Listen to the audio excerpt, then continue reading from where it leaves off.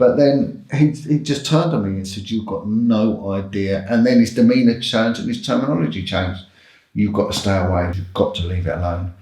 So, how did he say that? He said that in a threatening way? A lot of these cases were placed on, I think a couple of them were placed on sites of old churches. Absolutely, because we're looking at ley lines here and energetics, because these are people know exactly what they're doing, because this leans more than to pedophilia, obviously. This is their life. This is what...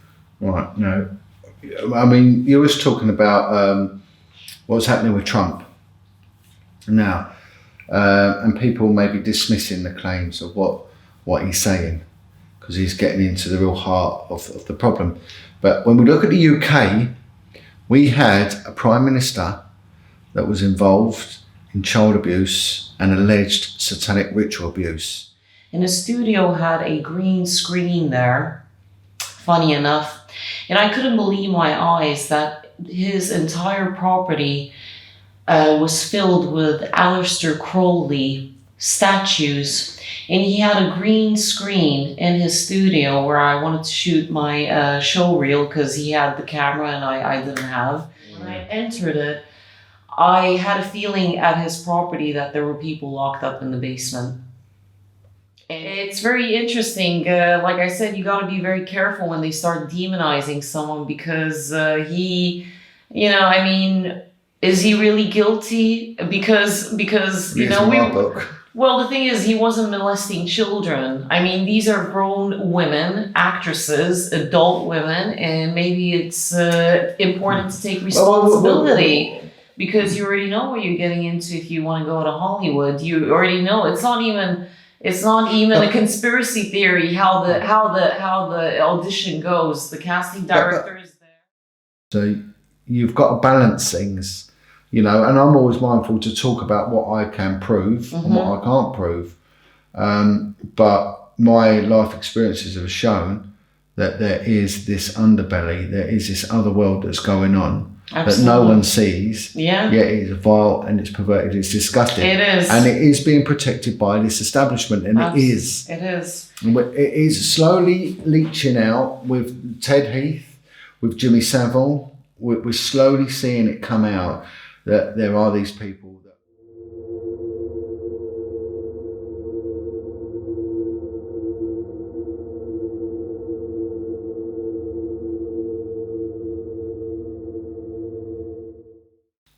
So right, here we are. I am Sandra Daroy.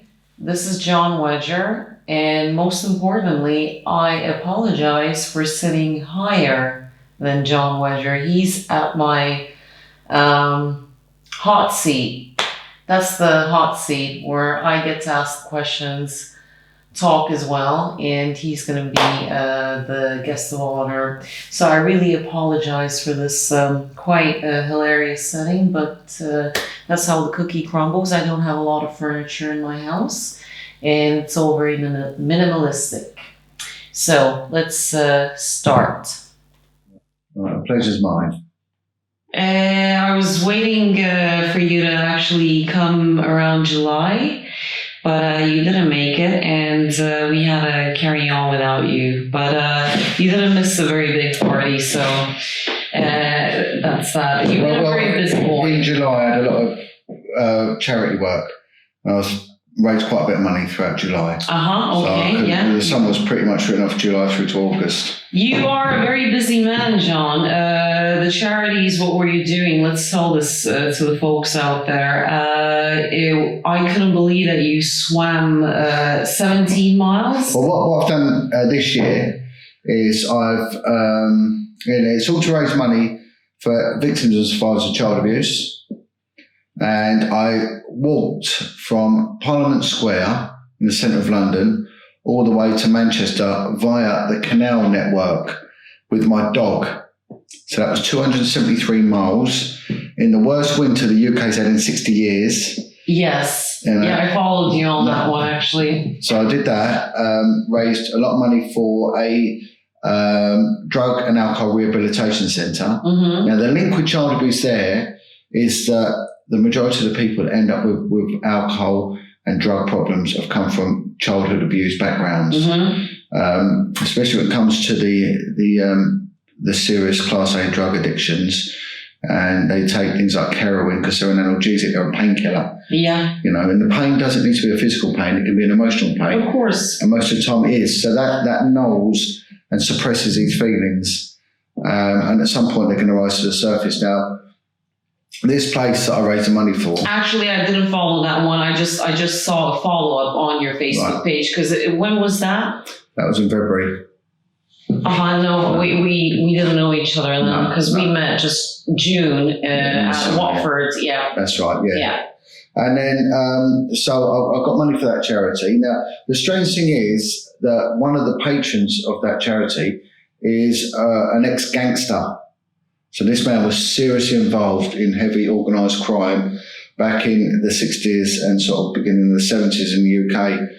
Well, I think just before the 70s. I've seen that video, a mature man. Yeah. I mean, he's getting on now, but he sort of came to his prominence because he was involved with the Cray twins, him and his brother, and he went away for quite an infamous murder, and that was of a man called Jack McVitie. But whilst in prison, he came to terms with himself and he decided to turn what was bad into good. Mm-hmm. And he just dedicates his time, does commendable work. Yeah, I saw the full video. Yeah. So, and he got out on the terms of the helping authority? No, not at all. He did his full sentence. He did 15 years. But it was murder. Murder, yeah. But with the recommended that he served 15 years, he served every single day of it. He didn't get any sort of time off or anything like that. He served it as a Category A prisoner. Uh-huh. So he was a prison within a prison, as it were. You know, he was a serious security risk.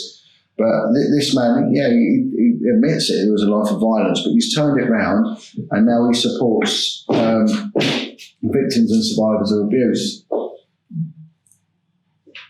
Sorry, I'm a one-man team, sweetheart. So what I've done is I saw the work they were doing and the fact that the government were withdrawing their funding. So I said, anything I can do to raise money, I'll do it for you. Now, what was ironic is the fact that this man has come from a criminal background, and me being an ex-Scotland Yard detective, you never really get them two worlds meeting. But it was the after effects of child abuse that have brought us together. So out of a negative, something very positive has occurred. Yeah. If you can understand that. So that's what I did for them, and I raised quite a few £1,000s for them. And I said, if I can do it again, I will do it again. So in the summer, I decided to embark on another fundraising campaign. Now, what my idea was to cycle from London, again from Parliament Square, because Parliament really needs addressing. But, you know, the system knows what's going on. Yeah. If we take society as a general, crime has always been a major concern, whatever society you live in. Yeah. Crime is a huge concern. When we take our prison system, 75 to 80% of our incarcerated people, our prisoners, have come from abusive childhood backgrounds. So it doesn't take a genius to work out, or a social scientist to work out, that the problem is with child abuse. Okay, so if we take that is a situation, then really logic says that that's where you push your resources. However, no resources are pushed in that way at all, right? So what we're looking at is the fact that they're neglecting the part of policing which can actually put this right, and not just policing, but also our education system, our health system, everything, because there's early responders. There are people that know what's going on with children, those that have interaction with kids, like school teachers, like social workers, things like that can put this right before it's too late. And the longer you let the abuse go on, the more damage is done, and the more it gets etched into their soul, and the more difficult it is to reverse everything, you know? Mm-hmm. Yeah, child abuse, especially child abuse investigations within the police, are notoriously underfunded. Absolutely. Yeah, and I really want to get right into that. Just bear with me 1 second. Your close angle camera went off. I really want to have a close angle as well. So just that. People are phenomenal. I mean, there's one of them that was in South London, and they had 19 known paedophiles working there. So there was an organised element to this. And they were preying on a lot of the migrant families that would come to the UK at the time, a lot of them that come from the Caribbean islands, a lot of the Irish families. Their kids were being put into care. And we're seeing the same system occurring in the sort of like the Scandinavian countries, when there's a lot of the migrants are coming in from Eastern Europe into these countries, and a lot of their kids are getting put into care now. And the families are finding it very difficult to get recourse to justice, so they're not getting legal representation. I don't know statistically how many kids get taken away from their own homes, because the new law is basically that the kid can vocalize any problems that they're having at home or concerns, and then immediately they come after the parents, and then they take the kid and place them in a home. Let's say the kid is like, oh, I'm living in an abusive household. My parents are mistreating me. But these kids are being kind of spoiled as well and manipulated to vocalize that, and then now the kids have so many rights to do that, and then they. Do you mean in the UK? Yeah, I don't know statistically then how many kids, and obviously that is the road to hell, because they implanted their own people into these establishments as agents, and then have their way with the kids, basically. What we've got with the family courts, that they will have a court-appointed welfare officer, and that goes under the acronym of CAFCAS, and that's a government agency. Now, CAFCAS officers will interview the children. Now, if a child from the age of 9, their considerations must be taken their opinion must be taken into consideration. So if a 9-year-old child says, I don't want to live here, or if a 9-year-old child says, I want to live here, I'm happy with mum, or I'm happy with dad, they've got to listen to it. Under that age, they don't need to listen to it. But then certain evidence stands for itself. So you're going to get medical evidence, which may or may not support an allegation, and some of that might mean sort of internal searching on the body and things like that. Sure. And some of the evidence might corroborate what is or isn't being said by the child or by others. But from the age of 9, they have to take that child's point of view into consideration. Yes. But you get a lot of acrimony as well. So you've got a lot of manipulation by one parent against the other and things like that. So kids have got a strong sense of loyalty as well. And that can be manipulated. Of course. But that aside, my point was that in all the areas of policing I've worked, I've been a detective for many years, and I've worked on some real serious investigations. But when I worked on child abuse, it was totally different. So I can see that the trade-off between some of these other units worked in how much money they ploughed into it, how much resource they ploughed in. Especially one unit I was on was to do with demonstrators, anti-government demonstration. They ploughed millions into it. We were overstaffed. We had cars, we had expenses, we had everything. Yeah, I heard that. I heard that in one of your talks, ITNG. That's unbelievable. But when you go into child abuse, you get nothing. It's like the poor cousin. Yeah. So there was a comparison, so I knew the comparison. Yeah. But there is a reluctance to look into it.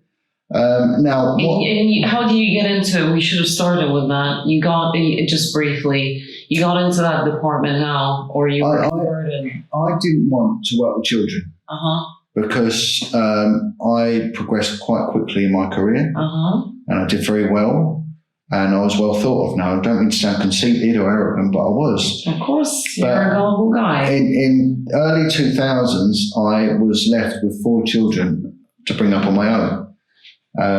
So I became a single parent of 4 children. Now, what happened then was that the last thing I wanted to do was to go to work and deal with children. But like I said before, it's the children that found me. I never found the children. So wherever I went to work, it kept bringing me back towards the children. So I kept getting dragged back to sort of work with kids. Strange. And I chose jobs that had nothing to do with children, but it always come back to it. And in the end, I sort of gave into it and decided to work with it. But that is when the problem started. Man for the job. But this is when the serious problems occurred, and this is when I would never have entertained a conspiracy in the past until I worked in this field. This is really, it's such a sad topic, but it's so fascinating to hear your stories. Can we get into that, please, a little bit? Let's talk about a couple of investigations. I really want to understand who are the perpetrators behind this, and it's a covert world. Now, on the surface, you'll never find this crime. It's well hidden and it's well protected. Now, I'm talking about child prostitution. Now, there's a lot of people that have sort of attacked me on this front, saying you shouldn't be calling it child prostitution. I don't care what it's called. It matters not how we term it. It's the actions that really are the crime here, not the terminology. No, the children don't have a choice. They don't enter into this criminology, this sort of area of criminality. Yeah. They are coerced and they are forced into it. Now, what's happened is that before, I never knew that this was actually going on. And what a young girl had made an allegation that she was being used as a prostitute. I think she's about 13, 14 years old, and it had been dismissed. Now, this area of crime had to be reported to the relevant unit, which was the unit I was on, which was Vice. Now, at the time, I was working on investigating crimes relating to casinos, and I was asked if I would come and help out a unit that's dealing with prostitutes. So I went and helped them out, and this crime was passed on to me. Can you look into it? Go and see this girl, talk to her, and see what she knows. Now, she had made 2 similar allegations in the past and been dismissed and pushed over as a liar. But when I spoke to her, I realised that she wasn't a liar at all, that there was some sort of credibility to what she was saying. And when I interviewed her, she told me exactly what was going on and the dynamics of it. And she was subject to a care order, so there was dysfunctionality in her family, and therefore there was social services intervention, so she was vulnerable. And she was being preyed on by a woman who was a prostitute, who was using her to take her to clients. And not only was she being taken to clients, which were grown men, and they were having sex with this young girl, the one that was doing all the coercing was getting this young girl to get her friends involved. So her friends are also in care in children's home. They were getting them all involved, and they were paying them, so they were getting money. There also was like pimps, so there was men involved as well. So these men were acting really as what they call the Romeos. They were sort of befriending these young girls and giving them a lot of attention. So these young girls thought that they had a boyfriend. So there's an emotional gap in their lives, and these fellas were filling that gap. So there's a need, like all of us got a need to be loved. Yeah, a need to be part of a community. And especially when there's neglect, when anyone's been in trouble in life, any lifeline someone throws you grab it with both hands. So this is what they're doing. And they call it now grooming, but it was grooming. These were grown men that were deliberately preying on vulnerable young girls. Mm-hmm. And the other thing was, to secure it all, they were giving them Class A drugs. So you're getting young children that now are sort of developing Class A drug addictions. And this is very, very powerful addictions. You've got a chemical anchor as well. Yeah. And the girls were then sort of making disclosures of their clients. Now, their clients were ranging from people that would frequent what we call crack houses, which were usually a flat where drugs were traded. So they're very, very bottom end inner city areas where the drugs are being dealt. So kids were getting in there and they were traded for drugs. It's happening now, it's happened in the past. This sounds like third world country. Yeah, of course. And this is exactly it. And we don't know it. This country is very good at concealing things. This is like going back to Dickensian old sort of Oliver Twist times. Yeah. And it was going on. I mean, I'm aware of these things, but it just again and again listening to it, it sounds unbelievable. Sandra, these are lost children. These are children no one cares for. Which areas are these in London? I know. This was all over London. It started off in Westminster, but it was everywhere. But again, it was going out to what they call the provinces, out to the home counties. Yeah. They're going everywhere. It's happening. And the thing is, They were swapped. What do you mean they were swapped for drugs? So a drug dealer would say, right, I'll give you 10 rocks of crack cocaine for that girl for an hour. So it'll be okay. So the pimp would then pass her over. And then once in there, there'll be other people that might want to have sex with a girl, so they will be traded within that environment. But that might happen on one day, and the next day, the girls are saying that they were going to really upmarket, posh Mayfair restaurants out of hours and traded in there amongst wealthy Arab clientele. So Arab? Yeah. What about local? Well, they were going also, and there was another group was saying that they were going to very, very wealthy parties. But these are kids. I feel like, this is like very, they sound like normal people, except for apparently, I'm sure that they were Saudis. Sorry. They could have been any Arab, of course, but it's not just Arabs, it was all sorts, Yeah, this is what I mean. So who was there any testimonials that these were more elite type of clientele as well? It varies. It was across the board. But you're talking about children. A lot of them were illiterate. A lot of them had poor education. Exactly. And there were some of them that hadn't even been educated. So, they'd gone through the system. They'd missed out. So if you put, one of the little girls, she said to me, I can't read or write. And I wanted her to explain where she'd gone. So I showed her a map. She said, I can't read a map. I can't read or write. So I had to physically take her there. And I did it in a car. I interviewed her with a camera in the car. And she took us to the venues because she could understand roads. So where were these venues? It started off around Paddington and around the Edgware Road in central London. Then it moved down to Pimlico. Yeah. So it was all central London to start with. Okay. But the more that it spread out, the more it went to different parts of London. But it was all over London. But we're hearing it now. What's making the press are the Pakistani grooming gangs in the north sort of towns, provincial towns of the UK. But we've not heard one from London. Now, the London scene, when I was working on it, was growing by the day. It was spreading and spreading and spreading. Can you elaborate more on the Pakistani grooming? Never heard of that. I haven't been updated with that. Well, I mean, it was not my remit in London because we never got any allegations of Pakistani grooming gangs when I was working on it. We did have one allegation of Bangladeshi grooming gang. We call it grooming gangs, it's a new term. Yeah. But, I mean, we're seeing it now in the press of coming out that there have been, these groups of Pakistani Kashmiri men that have been preying on the poorer girls, the white girls in their community and using them as prostitutes, teenage girls. You've seen quite a bit of it coming out, but I never dealt with that. Do you think they're initiators or they have their own bosses as well who they answer to? I mean, my opinion, based on my experience, is whatever way you look at it, it's organised criminality. Yeah. But we've got to get this in perspective here, Sandra. They're somehow protected.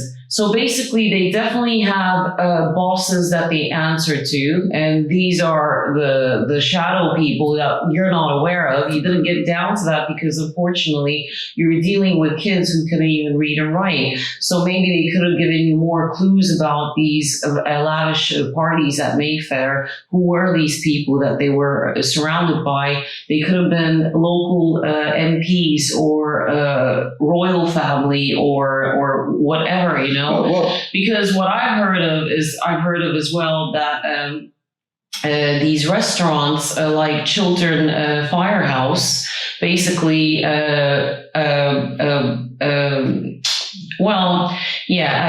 model, a young chap, said that he used to work there and he used to see, for example, often not once, quite often, Tom Cruise going from the back door. He had a special door, and he would go up, and Roberto Cavalli and people like this, they would go all upstairs, and the young model boys that he knew were sent from the same door upstairs. And the way they came downstairs, those boys, was like something very bad had been going on there. And I've heard about celebrities like that as well. Other testimony, well, I haven't heard them directly, but just online, that basically these kind of Michelin star restaurants are kind of holding these sort of parties for these A-listers who have bought them out. Basically, they have the keys to go back and forth and do whatever the hell they want. Well, we can't dismiss anything, but what we've seen is allegations have been made when we're looking at hierarchy and say celebrities and things like that. Now, years ago, people would have dismissed it. I mean, certainly the main sort of game changer was Jimmy Savile. Now, Jimmy Savile, years ago, if you'd have mentioned this man as a paedophile, a necrophiliac, a raper of children, you would have just been silent straight away. You know, people would have laughed at you, said, this man, he raises money, he's a good guy, why would he do that? But allegations were being made against him going back as far as the 60s. Yeah. And we even see with Thames Valley Police, allegations were made to them, and they did their best to cover it up. Mm-hmm. You know, and even in the Yorkshire constabularies, allegations were made to them, and again it was covered up. Mm-hmm. So they knew what this man was doing. The main one at the moment was Ted Heath, the former Prime Minister. There's allegations that he was not just raping children, but he was involved in satanic rituals involving children, and also the murder of children. These allegations have been made. Were you kind of getting to that as well? Were people explaining the ritual part? I'm jumping ahead. Sorry. I can get onto it. All of this is linked. Of this is linked. Yeah. Now, where the children were going to and who was there, you know, we won't know, but because they shut the investigation down, and it was very difficult for the kids to sort of determine exactly where they were going, because, like I said, a lot of them were illiterate. They couldn't remember places. Absolutely. This is why I mean it was easy. Politics means nothing to these kids, so they won't know unless we've seen them on the telly who's who. But since I've been talking to a lot more of the people, and the older victims that are now in their late 60s, you know, they remember. Yeah. And Ted Heath's been mentioned regularly. Yeah. Now, these are people like Ted Heath that would have had protection officers, so they would have had police-appointed protection officers following them about. There will be a vetting process. There will be intelligence coming in. So if they're up to these nefarious activities, then there is no way the police wouldn't have known. Of course. At a special branch level, at a diplomatic protection level, they would have known. So how the hell were they allowed to get away with it? Yeah, no, I've heard a couple of horrific stories. Young boys basically running around London with all these MPs, you know, party to party, and all they were doing was just cocaine and party, basically. And completely life destroyed, you know. And the thing is with child abuse, you don't just destroy that child at that relevant time. And the family courts also are very naive in thinking once a child attains the age of, used to be 16, now 18, they're an adult, they can get on with their life, they're free from it. No, the emotional scars, they go deep. Absolutely. And not only that, they're eternal. So you don't just destroy that person for their life. They reckon it takes up to 3 generations before it's filtered out. So you transfer all that anger, all that hatred, all that negativity onto your children, which again can manifest. And there is a percentage of those that abuse will go on to abuse, right? Which is a sad statistic, but it's a real statistic. I've spoken to one of the heads of forensic psychiatry for the NHS, who has furnished me with a lot of information about the abuse and how it continues. Yeah, no, absolutely. And things like this, you know. Absolutely. And what annoys me is that police officers aren't taught this. If they were taught the importance of tackling child abuse and the prevalence of child abuse and the damage it does to society, we might move forward, but they're not taught it at all. Yeah. It sounds like you weren't doing it that long. So did you see some crime scenes as well? I really... Let me repeat that. So basically, you weren't doing it for that long, but as I understand, is you did attend some crime scenes. And very interestingly enough, I want to throw it in there because my kind of work involves as well the spiritual aspect of the universe, not only the physical world. So this, in my opinion, would be a great clue because you were telling me about this, that many of the crime scenes would have been taken place in animal slaughterhouses. Yeah, I mean... And before I let you get on with it, is very interesting fact is that this could be a very evident clue. Why are these crimes taking place in these sort of places? Because they are locations of pure torture and suffering and pain and death of the animals. So we're looking at it from a spiritual aspect here, that the whole scenario and scene is set up for pure torture and suffering. I mean, this sort of information has come post my policing career. And there's a lot of people coming to me now that have had involvement in satanic ritual abuse. And this is where this information is coming from. And this is what I mean. So if it's a satanic ritual, if they use satanic ritual, then it means that these were very premeditated, calculated, and educated individuals who were conducting these crimes. These were just not random pedophiles, just the average Joe down the street. These were... you gotta hand it to them. They are very knowledgeable in that area when it comes to rituals, basically, and they take it very seriously because that is their religion. Well, it is their religion, and child abuse is an integral part of it because they're preying on the energy of the innocent. Now, there was a book written by a lady called Audrey Harper, and it's called Dancing with the Devil. And she was a prostitute in London, on the streets of London, and she was a drug addict. So she was a good decade before I was working in this area, all around central London. So there is this gap in time, but it doesn't matter because these things continue. But one of her sort of jobs, because she got involved with a coven, was to go and recruit children for sex parties. So she would go around and pick up children and young runaway kids, which is what I was dealing with. And she said we would take them. The kids never knew about rituals, but she was taken to cover members' flats, usually wealthy ones, for sex parties. Now, this ties in with what the kids would say to me. We would take them to wealthy places and there'd be sex parties. Mm-hmm. But again, there was never any mention of any sort of satanic element to it. But the scenarios are almost merge into each other. Yeah, absolutely. No, they maybe couldn't vocalize and express that. Well, but they still memory loss of the trauma as well. The kids would have no idea of what was going on. Now, one guy that came to me, he remembers being picked up whilst he was working as a male prostitute in Piccadilly, taken in a white Rolls Royce by two men to a wealthy home in Hampstead, where he was raped and tortured for 3 days. They believed he was dead. He was actually dying and ended up months in hospital, and the damage to his intestines and his colon and everything else was irreparable. So, and does he remember what they looked like? Yeah, he remember. So they were local British? Yeah, they were British guys, white guys, and they were very, very wealthy. Mm-hmm. And he remembers the car and he remembers the area. But I mean, this guy's older now. Yeah.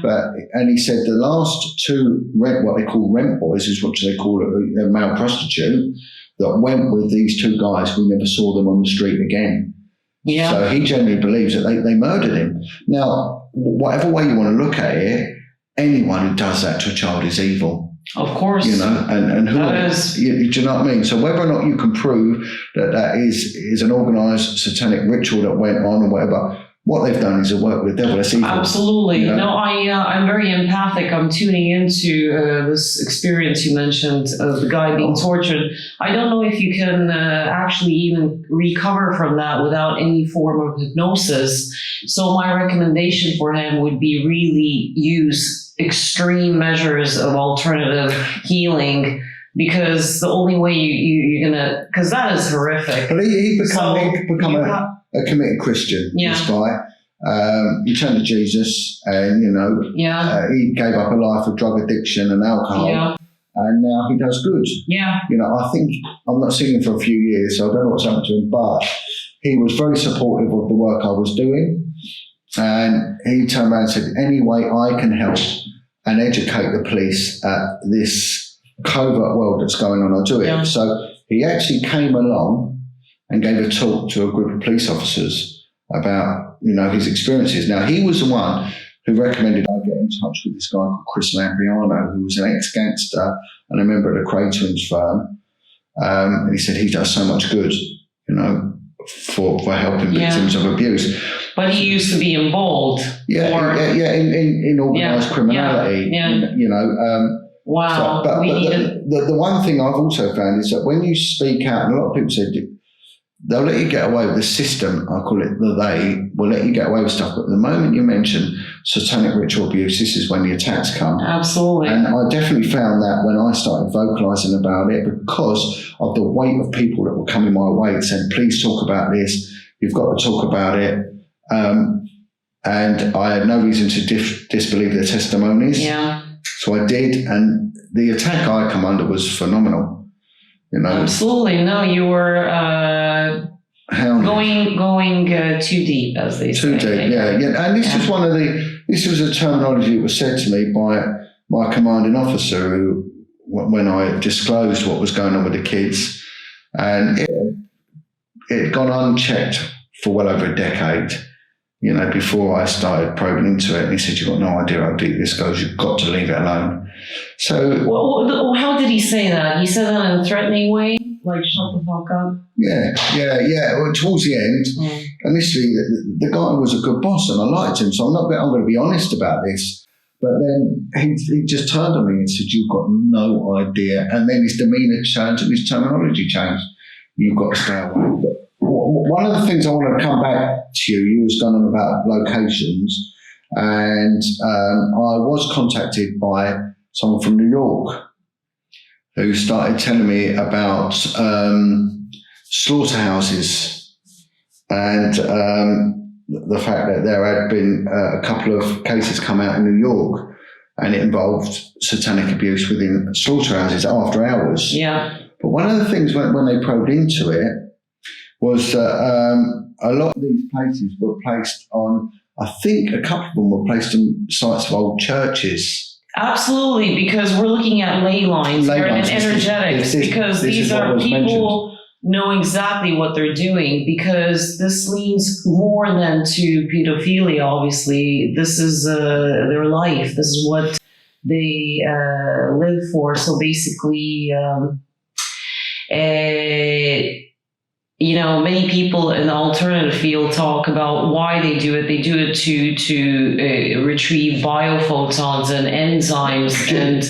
During the Second World War, London was heavily bombed. Yeah. And the East End of London was monumentally hit more than anywhere else. And the East End of London had more churches per square mile than anywhere else in the country. It was heavily populated. There was a lot of people that come there from all over the world because of the docks. And they set up their own churches, and there was churches everywhere. But what they found was that when they were clearing the rubble of the churches, that there was underneath like the altars and things like that, they were finding pagan relics were discovered in quite a lot of the bomb sites of churches. So it shows that the churches were actually placed on sites of old worship, Absolutely. That was quite an interesting thing that I read on an article. But just to be clear, that paganism, for example, I'm from Estonia, that paganism is not it means more like in harmony with the nature.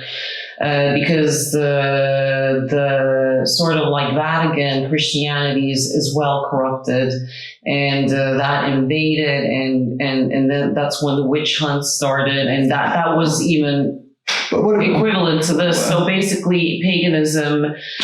Interesting fact. Okay, so you agree with me that this is all this is done by a very educated and knowledgeable group of people what I'm saying, as well. This is organised. Yeah, it's organised, absolutely. And it has been for a long time, and it's covert in its nature.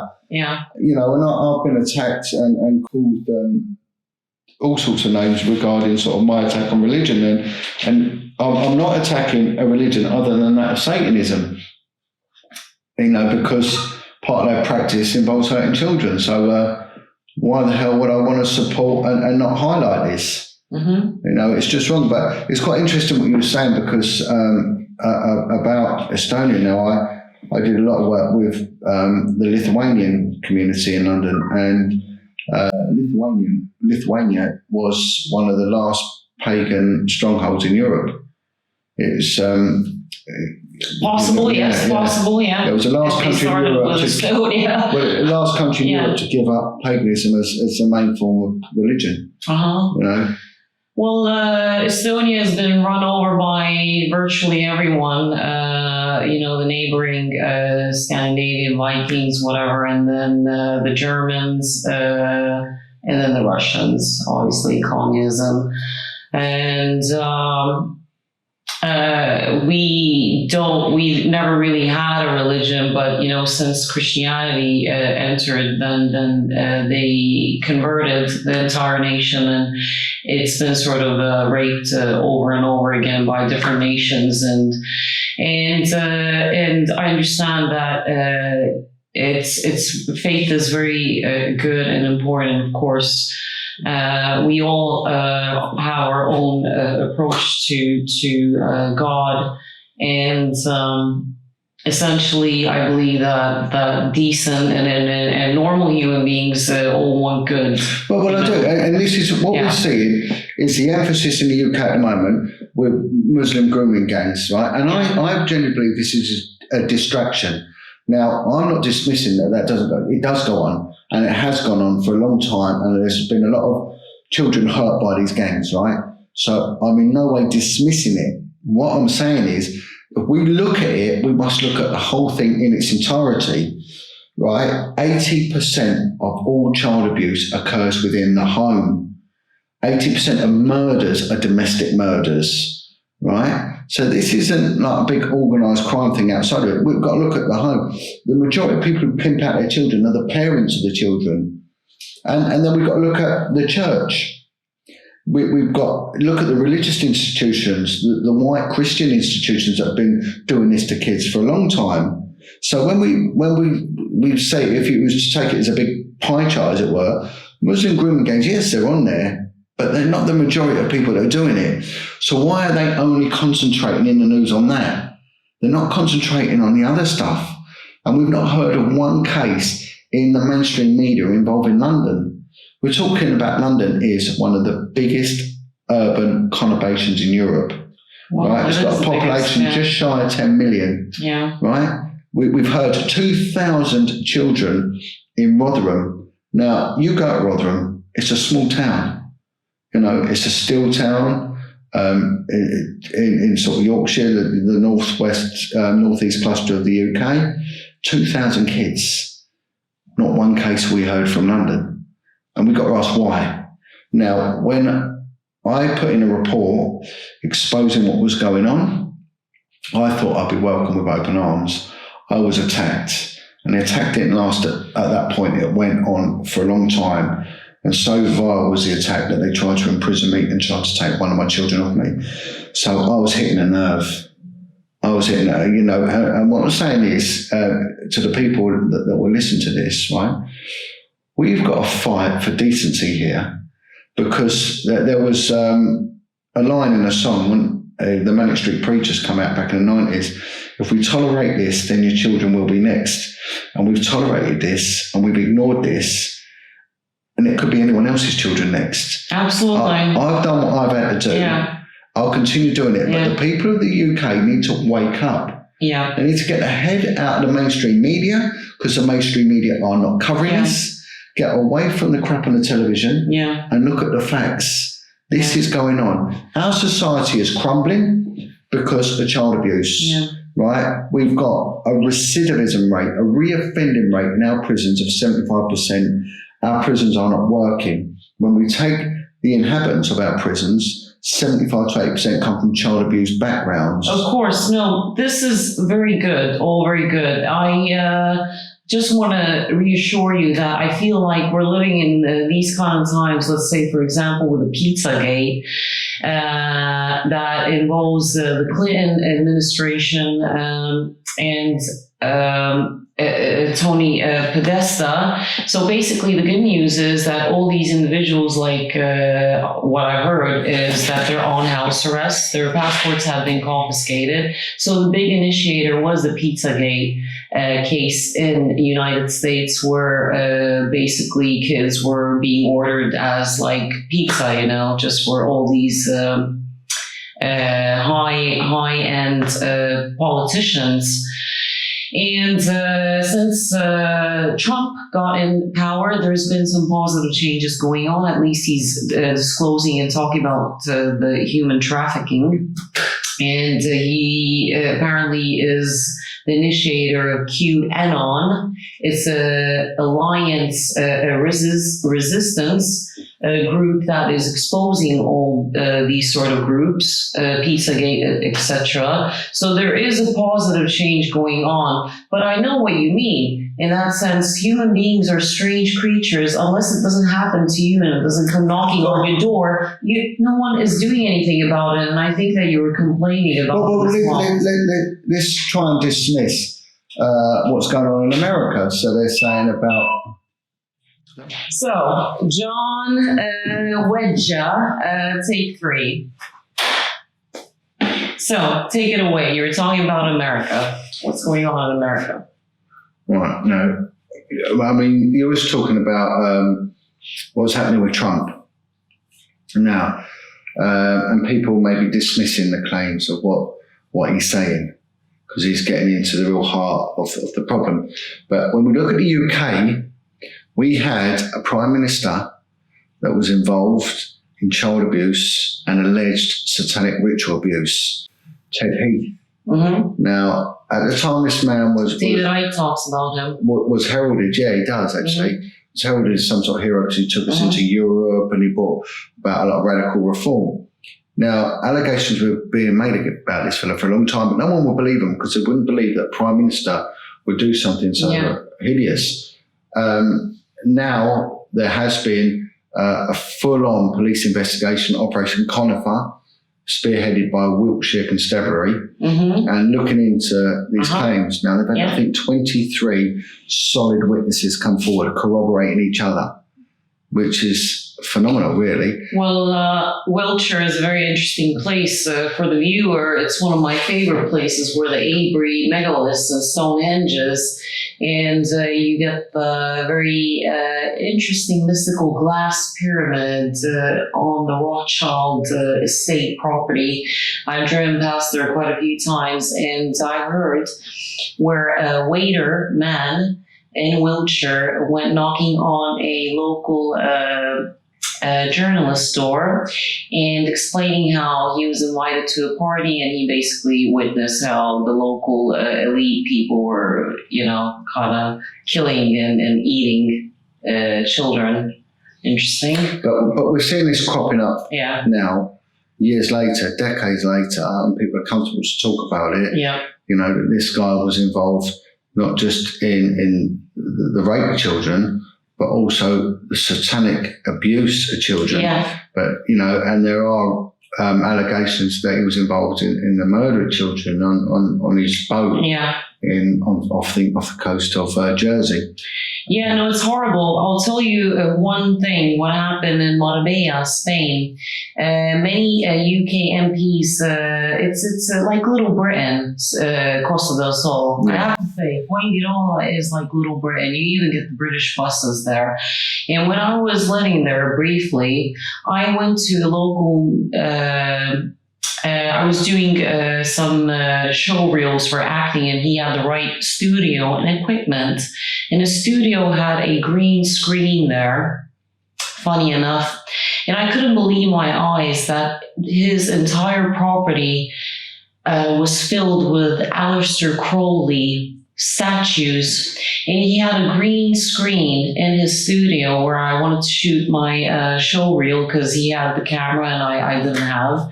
And I remember that I wanted to email myself the script to his computer, and that was an absolute no-no to him. He was like, "You're not having access to my computer." Lord knows what the hell was going on there. But I knew about Aleister Crowley, and when I entered it, I had a feeling at his property that there were people locked up in the basement.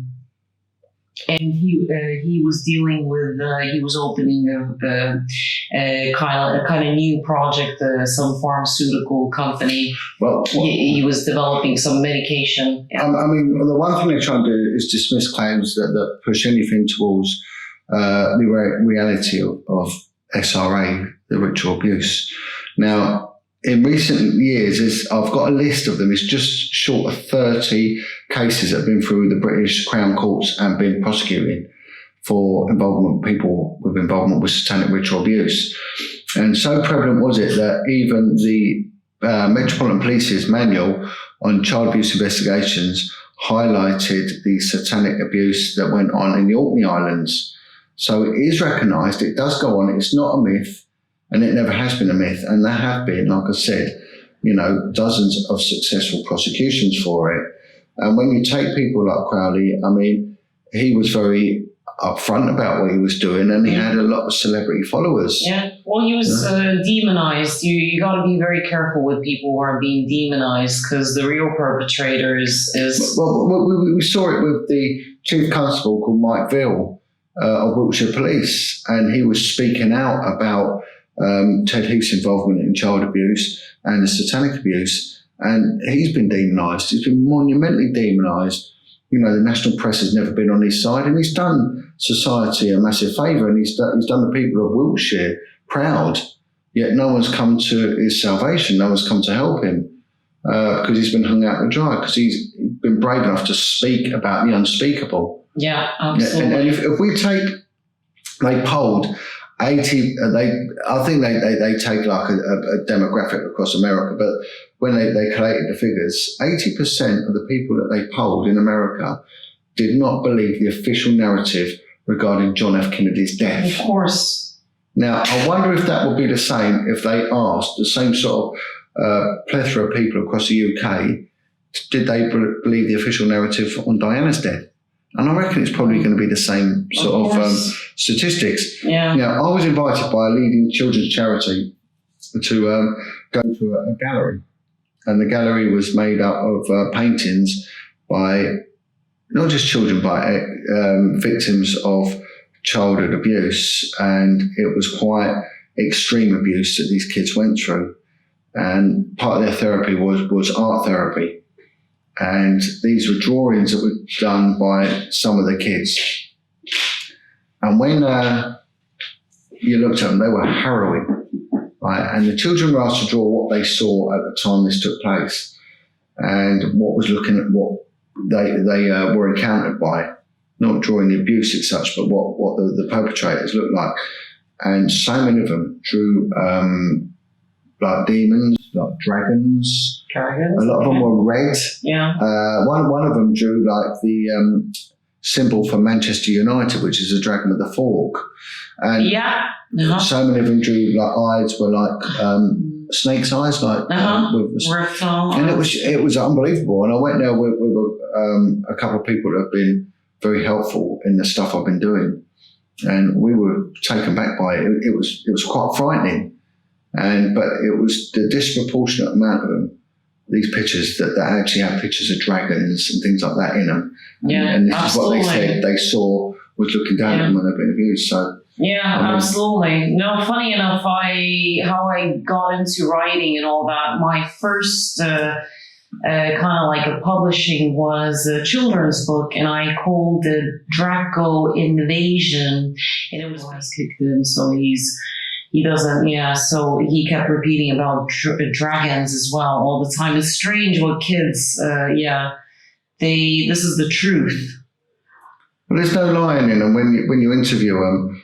In all the times I've interviewed children, there was one occasion I can clearly remember where the kid was lying, and the case fell at the first hurdle, and it was a girl. She turned around and said, "Look, my mum, put me up to this and made me say this." But out of all the cases I've dealt with, and there's been a lot, that was the only one where it was clear that the kid was lying. Yeah, absolutely. That's such a minor percentage of the case I've done today. On the whole, they don't lie. They can see other realms, but normally they wouldn't lie. But this is a shame that in this case, why did she put him up for this? Well, there's acrimony in the marriage. It's just a spiteful woman trying to get round back. Yeah. So that's that. But, yeah. I mean, it was a rarity. Yeah, a rarity. But legally, what when you ask anyone under an interview of a suspect, did you do this? Well, what are they going to say? They're going to say nothing, or they're going to lie and say, no, it's a lie. I mean, the cases, I can't even recall them on one hand where someone goes, oh yeah, I did that. Yeah. On a serious allegation like that. No, they don't. And they're not going to either. So there's too much at stake if they do. So the suspects will lie. But on the whole, the innocent children victims don't lie. Why would anyone want to lie about that?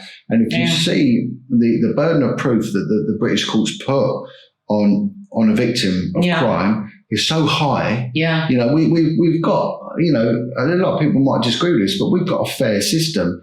When the police prosecute, they prosecute beyond all reasonable doubt. And that's a very high mark to achieve.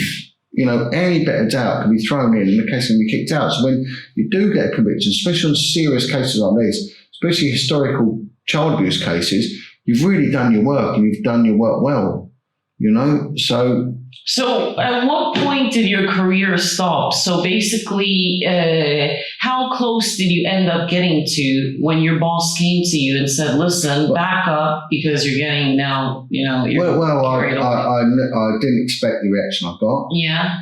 I knew I touched a nerve. Because you were in a completely different field and you were invited in briefly just to help out. Just because you were that good. I was asked to run this case, and I did.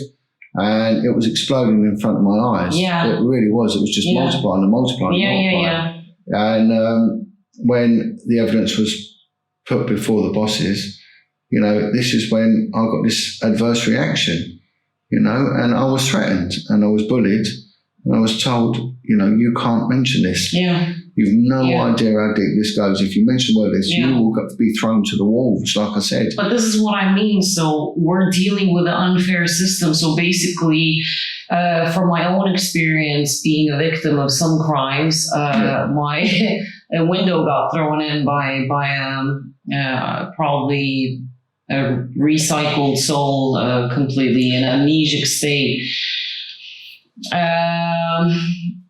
Funny enough, it was Friday the 13th. When was it? Was it July? June?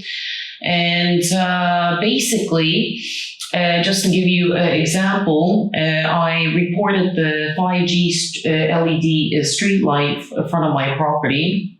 And next day, 24 hours later, I had fully armed police at my door. And in this country, they don't walk around fully armed with guns. So they were at my door, and it was pretty upsetting and intimidating at 10:30 at night, just before bedtime. And it was because of an attempt, not an actual case, an attempt of a robbery of a neighbor here. And it's not even sure. I didn't want to go and even investigate because I knew that I would be crossing the line. And then when the window got thrown in, basically nothing was done. They said this is not an emergency case. So basically they told me, clean up your mess in your living room and no one is going to come here. Next day I had a random police officer come to pick up the doll's head that was in the plastic bag with a brick. And it just made me wonder that when I was touching the very sensitive spot of the 5G, it's an undisclosed department, by the way, because when I call the council to complain and tell them to remove this thing from my property, they said, I said, can I contact who's responsible for this? They said, this is a department we cannot disclose. So imagine if I'm going to start reporting pedophilia and support your movement, you're going to be get targeted and bullied. Yeah, and no one stands by it. And the thing is, I'm not alone.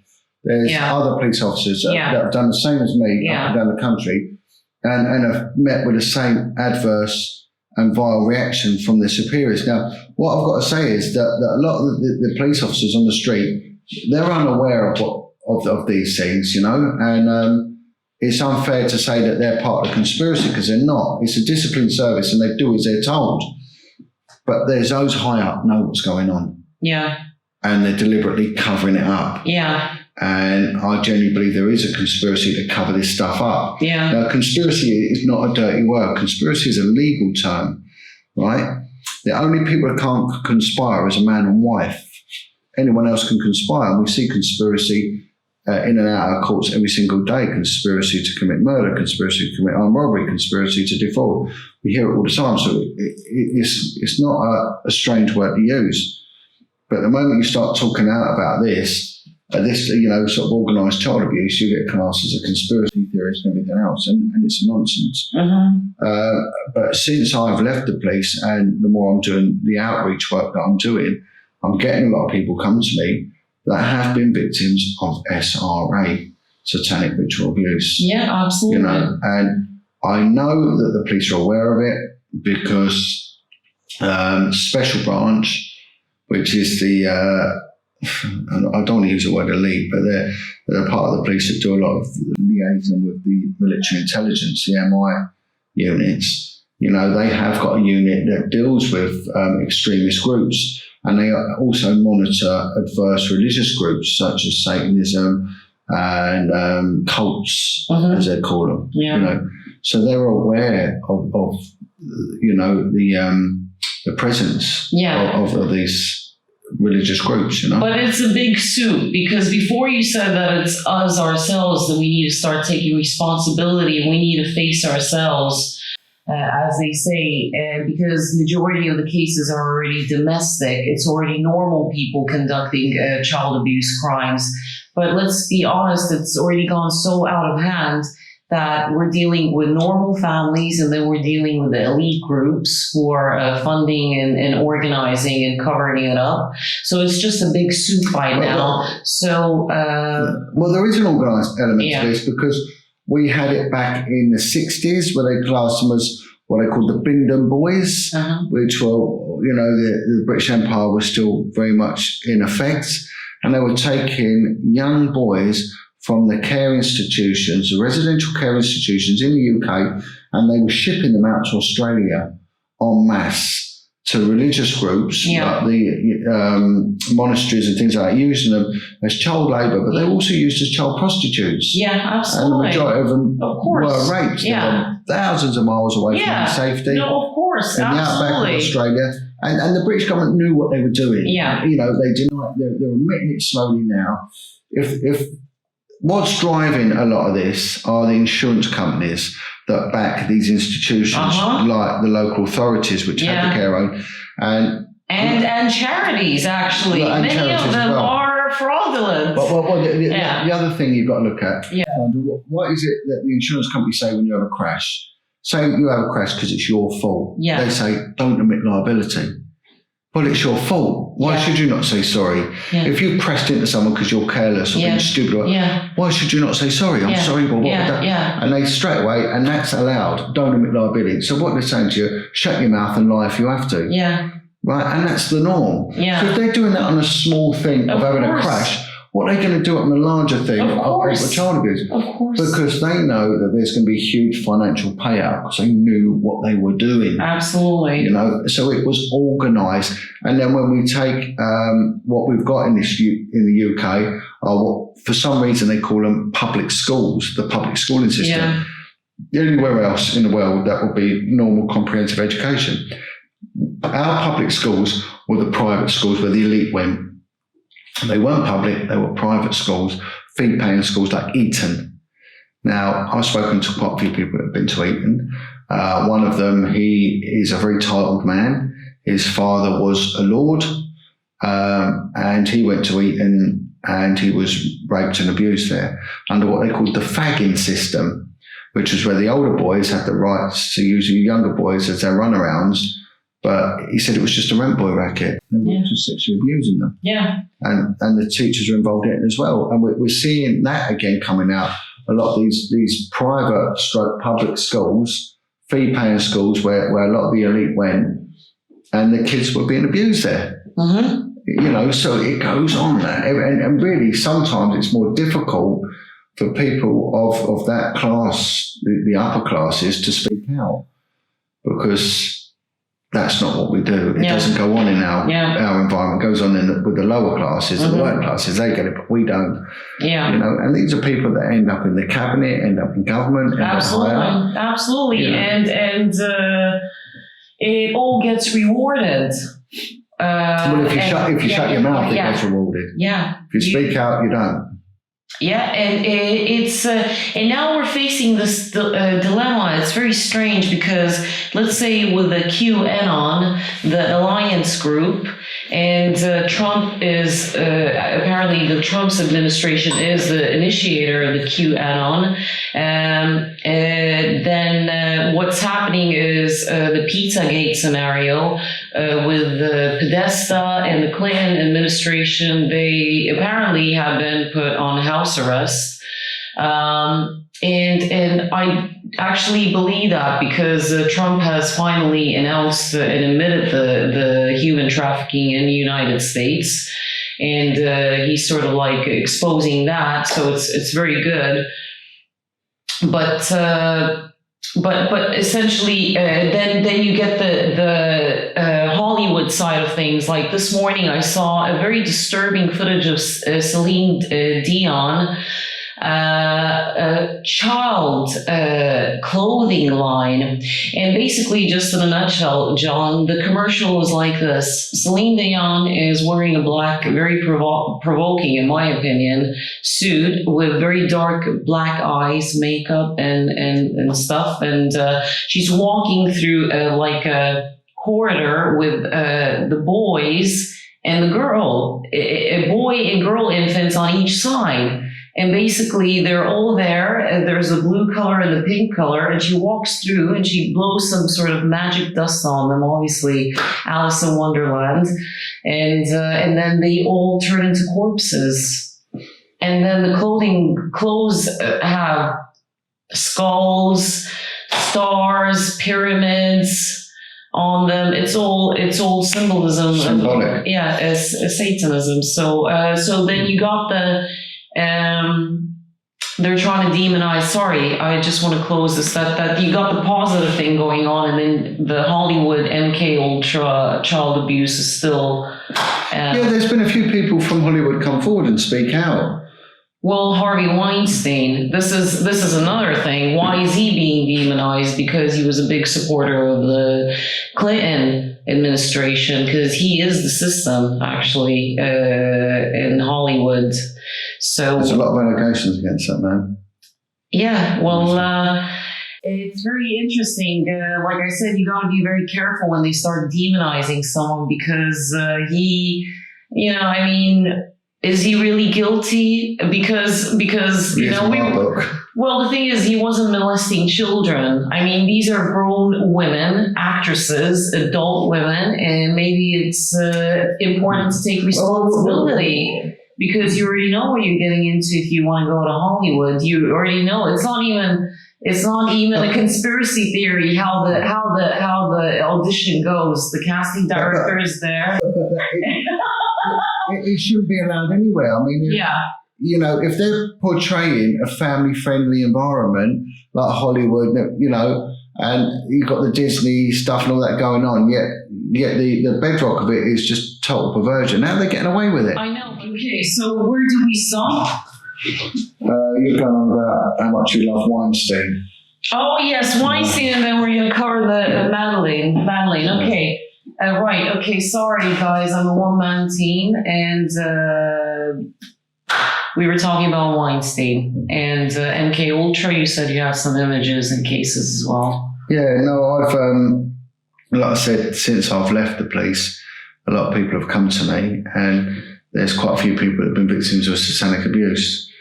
And one of the things, I mean, I don't really understand it because I've never come across it, was the mind control element to it.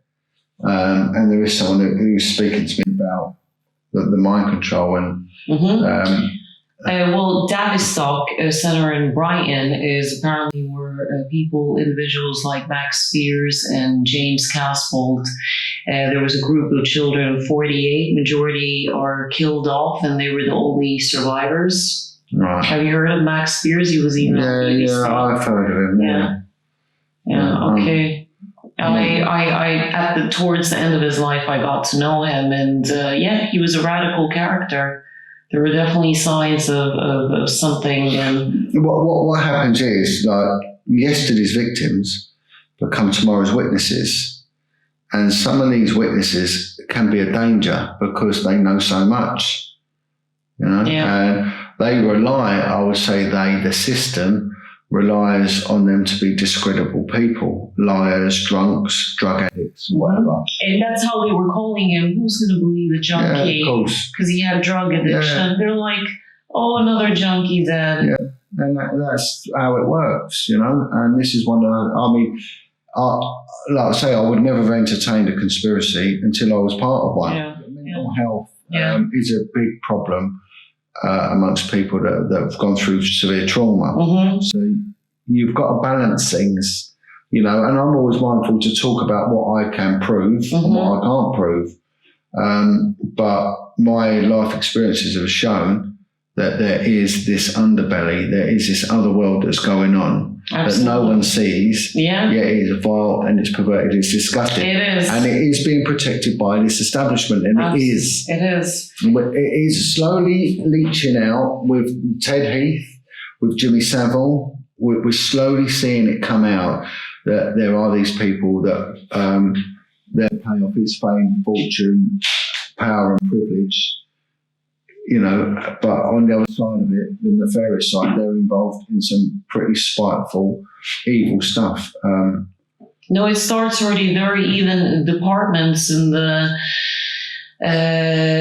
children's educational sector where they come to schools, they send their employees to conduct IQ tests to suss out extraordinary children, and then they start sort of like keep an eye on them. I even have a scene of that in my work, and that pretty much reflects what maybe Max Spears and James Casbolt were part of, that children with a little bit above norm abilities, and they seem so delicious to certain cult of people, and that's a scary thing. Well, while we've got a dysfunctional society and we've got a broken society, and we sort of promote single parenting and things like this, there's going to be an endless supply of children for these perverts to prey on. And this is what we've seen in the UK. They've deliberately, in my opinion, have broken things down so that they've got the ready access to have kids in care, take them in care. And then, of course, when the kids are in care, they're prey. There's no one coming for them. There's no one going to help them. There's no dad that's going to come round and smash anyone up for touching their kids. There's no one, because we've got so many single parents now. Well, there you go. It's sad, and I agree with you. It is a problem because we're the ordinary people are the clientele. It's all about clientele, the demand for the product. So if you have ordinary people who are already consuming it, then what do you want? Of course. I know from the adverse and spiteful reaction I got for exposing this, and then the backlash, there was an attempt to totally bring me down, and they wasn't satisfied in just me. Then they tried then to attack my kids, and this ain't a conspiracy, this really happened, and just because I wouldn't back down. Yeah. Now, I started working with victims and survivors of abuse. I've seen the damage that child abuse does to people, to their families, to their children. It's totally and utterly destructive. I've had first-hand testimonies of what these kids went through, and it's horrors, absolutely horrors. And Of course. these were organised children's homes that were sanctioned by local government, and they knew what was going on, and what was going on was nothing short of evil. So as I understand, you're going to be having the court next year. So your boss, was he involved then I don't know. with the clientele? I really don't know. Yeah. I mean, I wish I did know, but I don't. Mm-hmm. I say I'll never comment on something I don't know about. And absolutely, no. But what I would comment say, on that for you. well, what I would say is, why would anyone want to protect a paedophile? Absolutely. Why would anyone, decent human being, want to Do do you think that? his hands were tied? I don't know. Yeah. I don't know. But they were, in a sense that you just All I say It is, started off, and then suddenly you're, oh my God, I'm involved, I and was there's nothing I scratching can my do. head. Yeah. It made no Yeah. sense why Yeah. anyone, for a long Yeah. time, I was in shock. Why would anyone Yeah. want to attack me for exposing Yeah. this? Like I've always said, that I expected to be patted on the Yeah. back or even promoted for what I did. Of course. I did not for 1 minute Of expect course. to be And you attacked. should have been. You know? And you should have been promoted. But we're seeing this consistently with people blowing the whistle on this, and it's not just You're not officers. the only one. No, There's I'm so not. many. I mean, So many. it's good. It's very good. It's encouraging, and I really think there is a change going on now, because I've been dealing in a field of in a more like in one business field with alternative energy, petroleum and water purification, and there are new laws coming into United Kingdom that never existed before, and these are positive laws.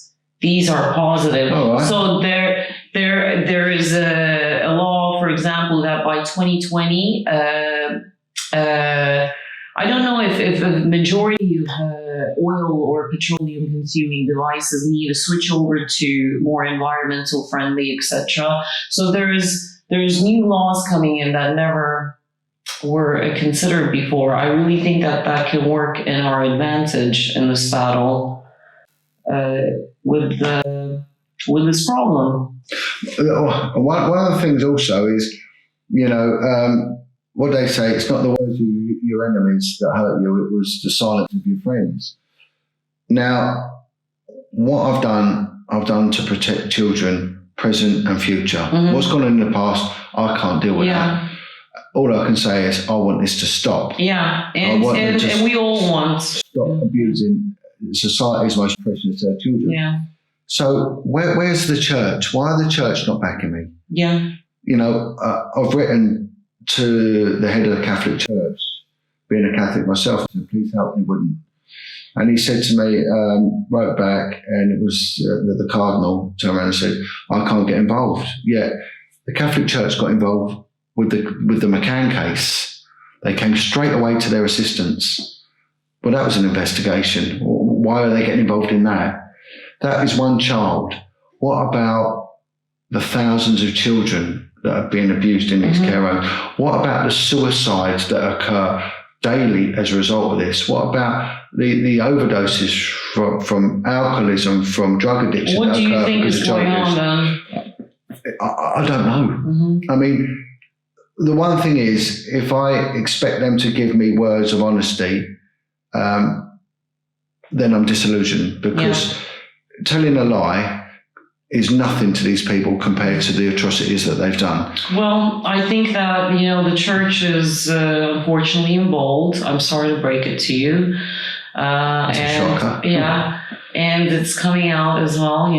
We've heard what's been going on with the popes, etc. Well, let's just take this for example with the church. Now, we're a Christian society, but if you go over to Ireland, it's a staunch Catholic country, right?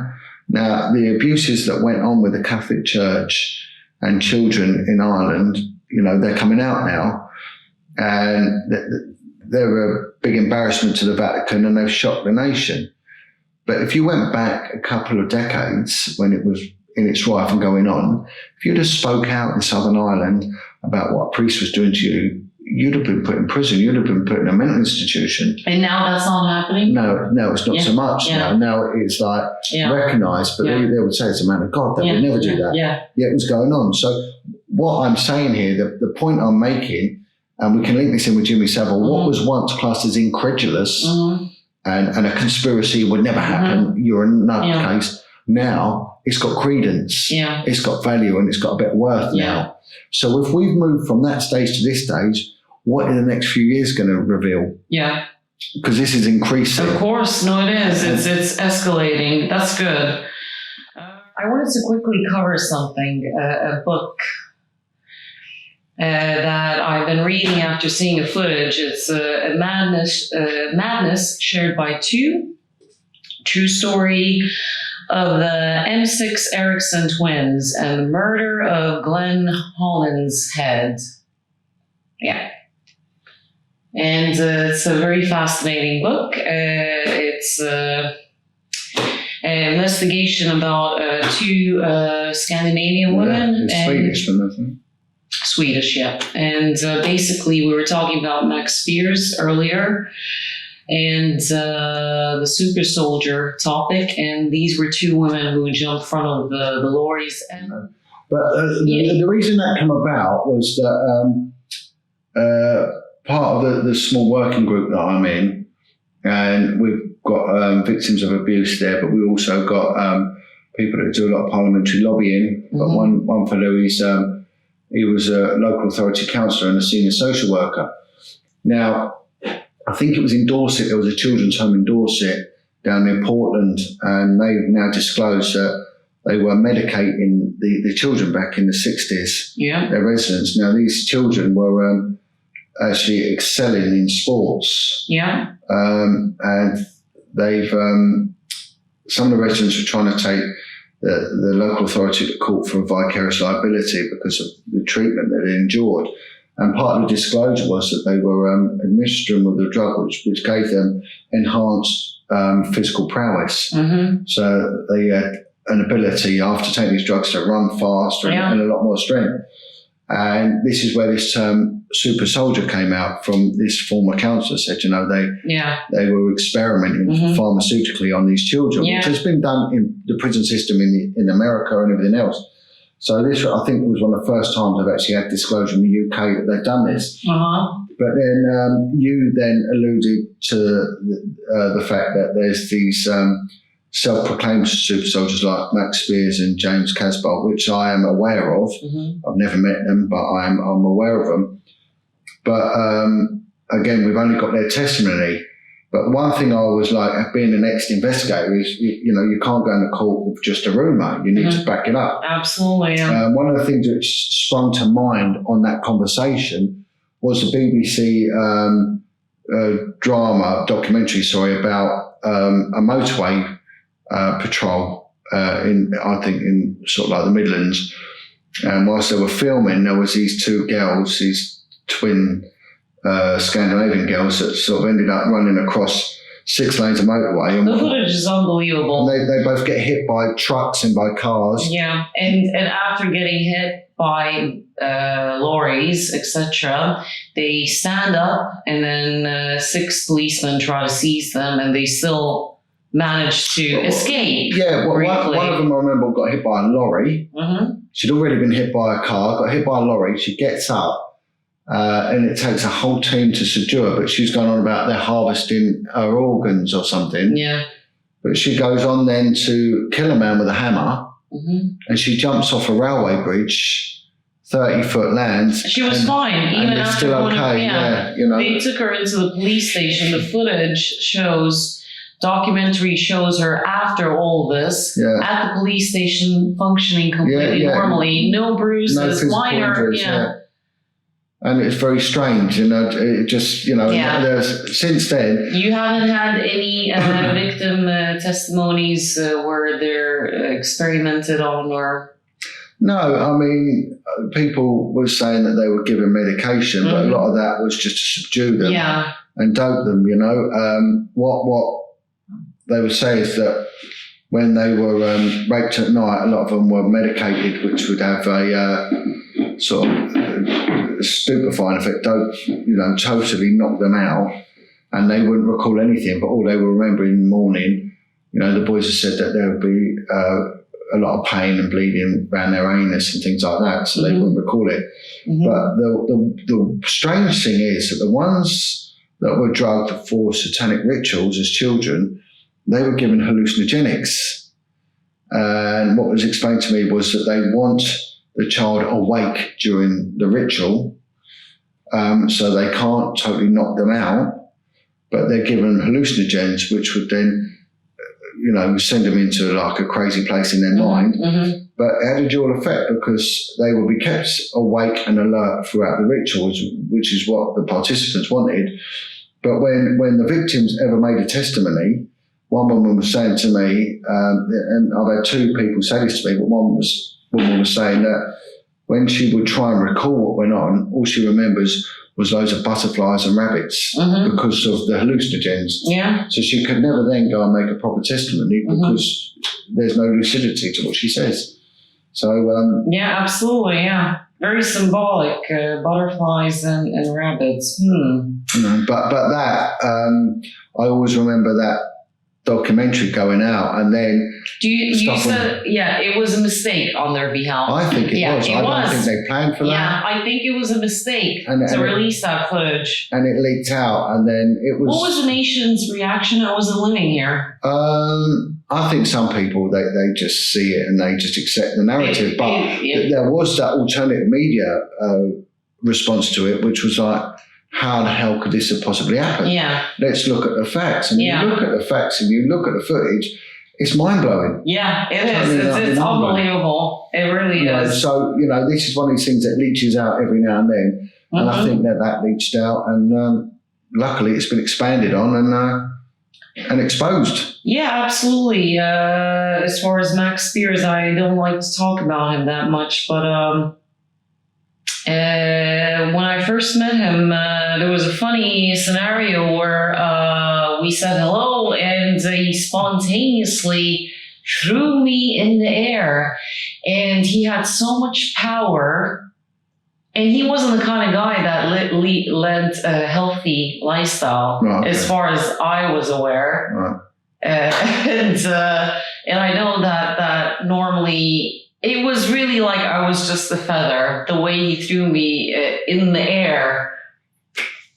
And that was like, he was very, he had this childish innocence about him. There was nothing in that sense romantic or whatever, but I'm saying that he was like that with everyone.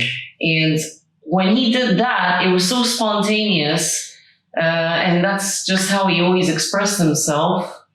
And it was, I was very surprised about the strength of that. I really was flying around the air. It was very strange.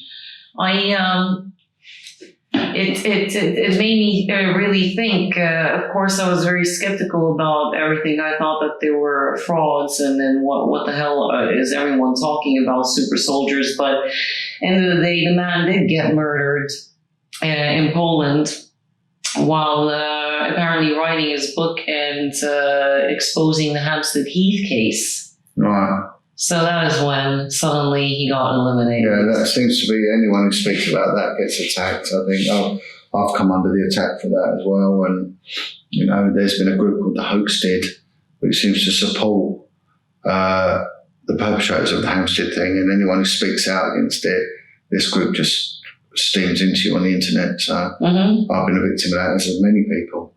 But it doesn't worry me one bit. It doesn't worry me either. So they know what they're doing is wrong. They know what they're doing is evil. And God help them. God help them, because no one else is, and their master's not going to help them either. Yeah, I think the universal law will apply. It will do. Yeah, it will do. And we did cover the Harvey Weinstein problem. I do want to say that it's very suspicious, this case. I don't know why I'm coming back to this, but apparently he was a very big donor to the Clinton charity. that is under, thankfully for the QAnon movement, is now being exposed. They do horrific things in Africa related to child abuse. That's what I've heard, at least. And basically, it was a distraction tactic to shift the focus away from child abuse to Me Too movement of mature women being abused by men. Right, So yeah. it was a distraction, manipulative tactic globally by the media to shift the movement away from Pizzagate onto someone like Harvey Weinstein, who was at their disposal because even though he's the system, he was affiliated. We see this in the British political scene, whereas it seems funny and ironic that this evidence always comes forward once the perpetrator's dead. So we've got it with Jimmy Savile, and then we've got it with Ted Heath, and then, you know, a few of the other politicians. And once they're dead, then they're quite happy to sort of expose them. It's like a journalist said to me, you know, innocent until proved dead. Yeah. You know, and this is what we see happening. So what about all the live information that's coming in about those that are still active and still about? Exactly. Why are we not hearing that? Why are we always hearing it once they've gone? Exactly. That is the case. It's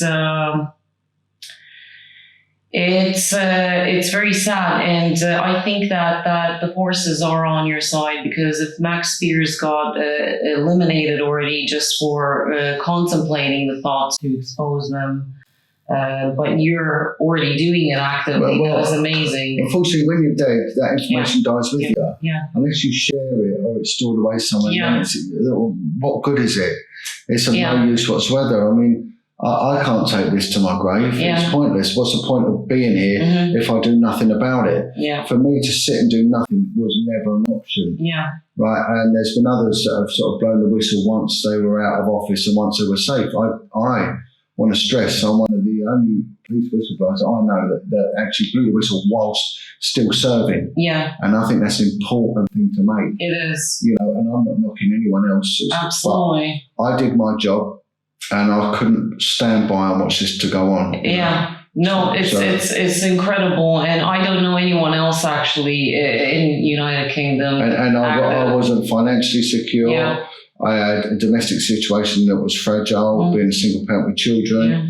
I still had a mortgage, you know, and I could have lost so much. Yeah, and you still had you had a good reputation. Remember that you were good at what you were doing. If you just would have kept quiet, you could have carried on and gotten rewarded. Yeah, if I'd have played their game, but I wasn't going to have it. So this is one point we've got to speak out. Do not be afraid of these people. Exactly. Because look at Max Spears. Did he really speak out? Well, a lot of information he's got. He didn't. He didn't on that topic, and I'm very disappointed. And this is what I'm saying. He didn't speak out, and he's dead. Yeah. So what is the point? Yeah. You know, speak out. And now with James Caswell, because he was affiliated with the elite type of woman, and they locked him up, and probably when he gets out now next year, I heard, he's going to be shut down, because that's going to be his terms and conditions. If you want to be a free man, you gotta. And you've got to maintain your mental health as well. Yeah. Because once you lose that, then they'll discredit you in a heartbeat. Yeah. You know? Absolutely. And that's it. Do you think we need everyone on board? Because it's never going to happen, I think. But we just need enough. We need people to wake up. Yeah. We need people to understand what's going on. We need people to understand the magnitude of this, the evil of this, and this is evil. Yeah. Start believing that this goes on, because it does. Too many people dismiss the presence of evil, you know, and the reality of it. Listen, if you believe it in Jesus, and you've got to believe in the devil, you can't have one without the other. There's an alternative to everything. But there's a reluctance. People have lost their spirituality. Right, so they've lost that. The television is their Bible. Yeah. It is their education, and it is their point of view. they're being programmed nonsense. Well, thank God there are more people like me. I haven't been watching TV for the last 10 years. So that is, but I know what you mean. People are in an amnesic state. And unless it doesn't happen to them personally, then they can't be asked. And that is why I asked you if we need majority of the people. And I don't think we need. I think we just need the key and... The tipping point has begun. Yeah, it has. It has already begun. And thanks to people like you. Well, child abuse has affected so many lives. Yeah. Now, slowly, people are getting a view. They're getting they're getting their voice. Yeah, absolutely. It's slowly coming. And they've got to speak out louder. We got to hear their voices. You know, the way I heard about you was through the ITNJ. Is that, that's the aberration. What a great project, actually. You know, many unbelievable, important witnesses, such as yourself. I mean, it was, what happened? Well, it's not just the IT and Jack, there are witnesses on it, right? Because I've been in contact with a member of the panel. They 12 peers, as they had there. They had a variety of people from various parts of society. And one of them is a woman called Corinne Hutzbart, and she is a psychiatrist, psychologist, and a criminal profiler. And she was involved in the Marc Dutroux case in Belgium. Now, Marc Dutroux was a child murderer. He would kidnap young girls. But he's a simple individual. Well, this is the thing. See, what happened was that 90 civilian witnesses died in the lead up to that trial. Now, Marc Dutroux had links with Satanism. He was involved in was he high up or just the average person? Because I don't know that case. I need to educate he myself. Was procuring children for parties. That they reckon that there was members of the Belgian royal family and the higher echelons of society involved. Explains. You know, and again, he also had this link to occultist religions and everything else. And these girls were being raped, and a lot of them never turned up. They were killed. So 90 civilian witnesses died. I mean, incredible amount. What were they covering up? And the thing is, they would have got away with that cover up had the people not got together and protested.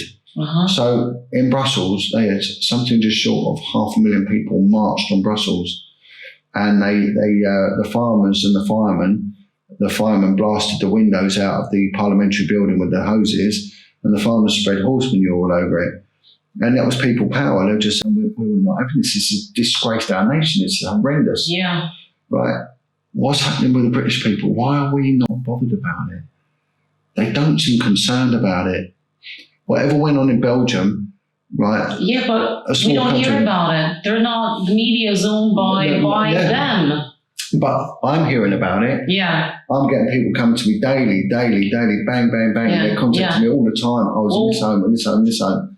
And the national media, no, but they know about it because I'm in touch with the national media. But this is what I mean. I mean, after when Jimmy Savile was connected to the local British royal family, did you notice the reaction of the whole entire nation? No one couldn't care less.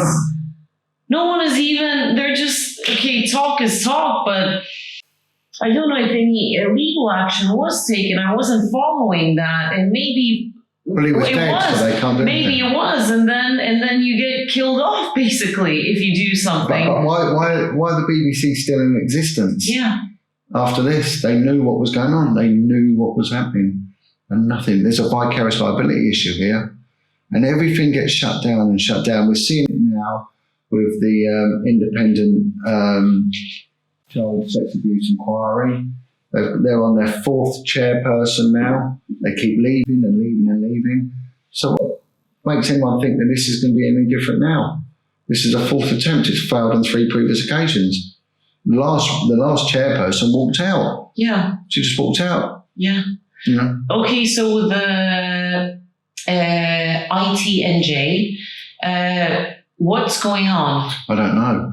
I mean, I've had no feedback. So I don't know what their intentions are or where they're going to take it. I don't know. I mean, I was asked to give my testimony. Where did this take place? Westminster? It was in Central Hall in Westminster, so it was a building. So it was like a community hall. Yeah, I don't know who owns it, whatever. It's like. Was any of the authority there? Were they at least invited, but they didn't attend? I'm not sure. Yeah. I'm not sure. I mean, it was I'm sure of course they wouldn't attend, but made aware that you need to come in now. All I was aware of is just various people with experiences which that went viral. Went viral. That's how I heard about you and of the other witnesses there that I never had really heard of before. It was a great setup. It's a good platform. So, and that's that? You just leave it at that? That's not good. I don't know whether they're going to serve their evidence on the judiciary or whatever. I don't know. I really don't know what they're... And it's all very... It's interconnected. So basically, distraction. So basically, you just give the public something that is total shite, Brexit. I mean, I've been saying this right from the beginning. It was all about the money. Every 8 years, there is a flush going on. Individuals like Soros, everyone was involved. Sorry, I'm talking about from this scheme aspect. So basically, you just distract people and everyone's just so preoccupied and people fall for that. Behind every even I fell for that. Even I went applying for my permanent residency. It's never going to happen, people. It's never going to. It was just to buy off half of the country and sell it off again for a higher price. And I just have to say that that's important. And it was. I hope that platform goes through because it was great. It was so much effort was put in there. Your talk was so empowering. You were really there. Well, I mean, the truth is the truth, and people of this country, way of the world, they need to know what's going on. They need to know the cover-ups. Now, there's a lot of people that, for them, that is reality. They've been through it and they need someone backing them up. But for others, they're in a coma. They need to wake up to the reality. And this is the thing, trying to convince people that outside their bubble, this is going on and they won't do it. They can't accept it. Yeah, absolutely. Well, I gave you this example of the fully armed forces at the door. So let's say that to support your work, I want to jump on board. So basically, I was suggesting that maybe to form a petition because when you... 100,000 signatures we need. Okay. 100,000. And who are you going to go to then? Each is going to go to their local borough or straight? What I'm asking for is my campaign. It's involving police whistleblowers. Now, that might sound selfish. There's a lot of people out there that don't like the police. I totally get that, but put that to one side. The information that can do the damage goes to the police. These crimes are reported to the police and police investigate them. Now, if the police are silenced, individual officers are silenced by the information that they know regarding this, the most awfulest of crimes, then the victims of abuse never get the justice they deserve. Mm-hmm. So the police in this country aren't subject, they hold a position of office. So they're not employed by their bosses, they're employed by the Crown. Mm-hmm. Therefore, they're not subject to an employment law. So basically, they can do what they want with the police. They can bully them, they can silence them. We're not allowed a union or anything. So if they want to silence us, they can. Of course. We need an independent ombudsman-style body that presides over us. If anyone speaks out and blows a whistle or something, that they're protected from an internal investigation. Absolutely, yeah. Which is what happens. They internally investigate you for a load of nonsense. So you need how many signatures to form the ombudsman? 100,000 signatures before Parliament will look into it. Yeah. I've asked for people to write to their MP. Mm-hmm. I've got a draft of a letter that I can give out, Mm-hmm. which says what we're asking for, Mm-hmm. and it's basically what I've just said. Have you put this forward to the initiators of the ITNJ No. to help you to get these signatures? No, that's a good idea. Because there were so many views on that, millions, and you could have gotten 100,000 easily. Yeah. This is important, this ombudsman party, and if you're going to do it, you better. I think you can do it now. No, you're right. Now I've not approached Sasha or any others. You should, and we're going to have to get the ball rolling. I think it's a wonderful idea. I think it's wonderful. Well, we've come a long way, even in the last few years. Yeah. You know, we've highlighted a lot of failings. There's been a lot of people that have come on board. There's a lot of people that would never have supported an ex-policeman have. And what it's done, it's unified a lot of us. That's very good. That is such great news. And you need to put that forward to them. All I want on this is that these crimes against children, that they stop. And if they do go on, that they're properly investigated and the people are brought to justice. They're not covered up like it has been doing. Mm-hmm. They've been covering it up, and they've been attacking the source of the information, which is usually the individual that talks out about it. That's got to stop, because it's just criminal and it's inhumane. Mm-hmm. I know, of course. I'm feeling optimistic. I'm really trying to look at this as well from... unfortunately, the only word we have is spiritual aspect and universal law. So we're shifting into hopefully a more positive reality. I keep saying this so many times. I don't know. I've lost count, and it is manifesting. There is. That's a change. There is. You cannot compare to how it was a decade ago. No one was talking about it, but now everyone is finally, even the ones who haven't been affected. And it's gonna get much better. So, guys, honestly, I really think how can then we, if you want to sign this petition, can we put this? It's on the website. Jon Wedger Foundation, that's JONWEDGER Foundation @gmail.com. Also on my Facebook, there is a copy of the draft, and it basically is a letter. You just personalise it and send it off to your constituent MP. I can't write to anyone other than my constituent without the go-ahead in the back of my constituent MP. There's 650 MPs, every one of them needs to be written to. We lobby them for change, and then I'll have to sort out some sort of way of getting internet signatures on a petition and get them submitted. It's easy to set up. I even have a petition. I was so furious at one point that I did a petition for chemtrails, and I was looking at it from the consumerism law aspect that, you know, if it's over your property, then it is your business. And you're allowed to complain about it, like the LED street light, and then they came fully armed. But so let's say that you go to your website. Are you going to provide then your what kind of document is that? It'll be a template. Yeah. And then people have to just with your organization, the police whistleblowers. Are you going to be backing up the individual who wants to contact their local council? Yeah, I mean, anyone who supports me, I'll support them in due course. So you're gonna have your stamp there that Jon Wedger, the police whistleblower. Yeah, it's written on there. Yeah. It's written on there about myself and everything else. I think that I'm going to help you to set up this petition site and then add those signatures there. It's doable.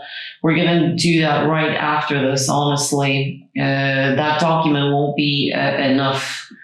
And I think that you guys shouldn't be afraid. I needed a little coffee pause after my 5G streetlight intimidation tactic they used on me. but I think I'm going to set up something similar as well. And that is that. That is that. We covered so much, honestly. I really don't know what to say. Would you? What do you think? Are you on board with me that we're going to shift into something promising? The change has already begun. Yeah. We just need the politicians. They're civil servants. They're there to serve us. They're not doing their job. We need to rattle their cages. They need to be getting behind us on this. They do. And I just think that anyone that doesn't, or anyone that tries to attack us, look on them with suspicious eyes, because this isn't a personal crusade. This is me wanting to protect children. And I think every civilised society needs to protect their children, and if they don't, then they're failing. So we've got to stop it. Absolutely. I think that if we unite and communicate better, so if you do write the letters, then we need to just communicate with each other. And if you have any intimidation tactics used on you, then you need to contact us, Jon. And I'm certainly going to as well be a contact form and pass on the message to figure out how to retaliate then. But other than that, Jon, honestly, you're inspiration. Thank you so much. It's a real honor. Thank you so much. Thank you. Thank you.